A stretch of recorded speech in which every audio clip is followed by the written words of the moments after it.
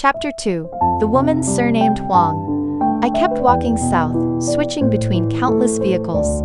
At every city's bus station, I would wait for an hour or two, watching to see if any woman in black clothes would talk to me. I had thought it would be easy to wait for a woman in black to speak to me, but after traveling through several places, not a single one approached me. After 3 days of stopping and going, I arrived in a small southern city called Xingzhou. By the time I got off the bus, it was already dark. As I walked out of the station, a woman came towards me. She smiled and asked, "Young man, do you need a place to stay?"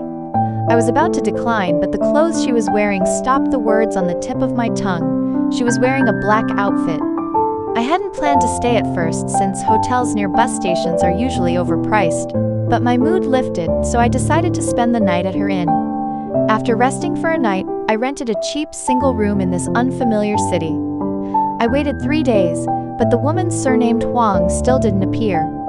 With only 200 yuan left on me, I had to find a job first. I had no idea when that woman would show up.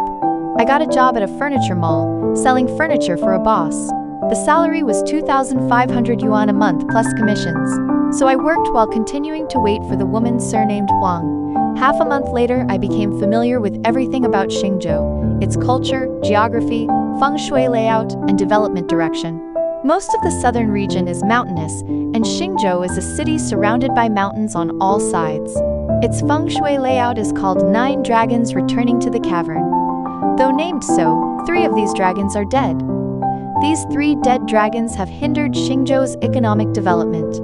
Precisely because of their existence, the city has seen many unfinished buildings and projects, and its economy has been significantly affected. However, this has not stopped the city from producing a high-ranking official or noble every 100 years.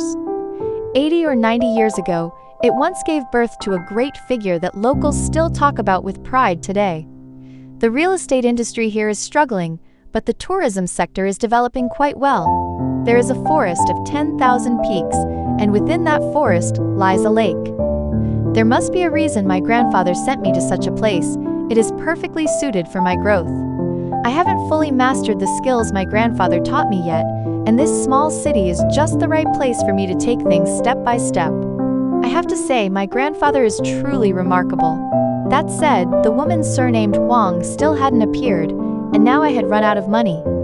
I had stretched 200 yuan over half a month, being as thrifty as possible.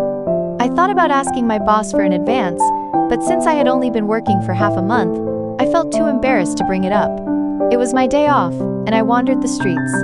The grilled meat sold by street vendors made my mouth water. The day before, I had only eaten 2 steamed buns with water. I hadn't seen any meat in ages. Watching the meat skewers sizzling with oil, I was overwhelmed by greed. "Li Yao!" Suddenly, a slightly surprised voice sounded behind me. I turned around towards the voice and saw a girl walking towards me with a look of delight on her face. Yi Tingting. I couldn't help muttering the name. Yi Tingting was my high school classmate. She was good-looking, wore glasses, and had long hair. My impression of her was that she was both beautiful and kind-hearted. She transferred schools after her 2nd year of high school. I heard she had attended school in our area because she lived with her grandmother, and later her parents came back to take her away. Back then, she had good grades in class, was very diligent in her studies, and often asked me for help with questions. "It really is you, Li Yao." Yi Tingting walked over excitedly, her face beaming with a bright smile. "Yi Tingting, did you transfer to this city?" I asked. Yi Tingting nodded and said, "Yes." But right after nodding, she shook her head again. "To be precise, I'm going to college here. By the way, what about you? Don't tell me you filled out your college application here.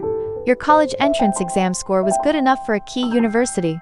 When it came to school, a wave of bitterness welled up in my heart, but it faded in an instant. I shook my head helplessly and said, "No, I'm not going to college anymore." "What?" Yi Tingting asked in shock. "Why? You have such good grades, how can you not go to college?" "It's nothing, I just don't want to anymore," I replied perfunctorily. I couldn't exactly tell her that my grandfather wouldn't let me go. Yi Tingting seemed about to ask more, but noticing my grim expression, she didn't press further. I said, suddenly feeling awkward. "Can you lend me some money?" I'll pay you back in a couple of days. Borrowing money from a female classmate was really embarrassing.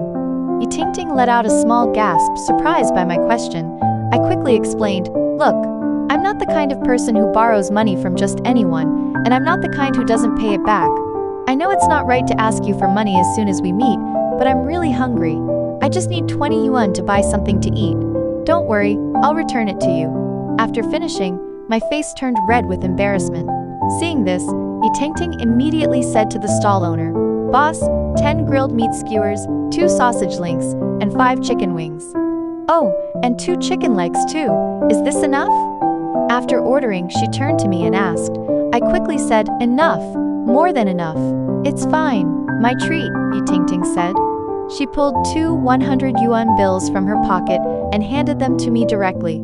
Here, take this to use first. If you run out, you can ask me for more. At that moment, Yi Tingting suddenly seemed extremely kind to me. To meet someone like her in this strange city, I felt so lucky.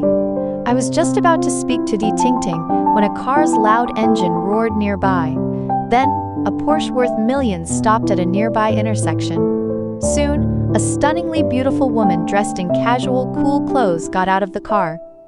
Li Yao, what are you looking at? Yi Tingting noticed I wasn't responding and nudged me with her elbow. I let out a sound of surprise and said, It's okay, all men like pretty girls. That's Huang Yi, the campus belle of our university. She's a senior this year, her family is super rich, and tons of guys are chasing her, Yi Tingting explained. I quickly said, no, it's not that I was looking at her because she's pretty, it's just that, wait, what did you say her name is? Huang Yi, a woman surnamed Huang. Wait for me a minute, I said to Yi Tingting, then walked straight towards Huang Yi.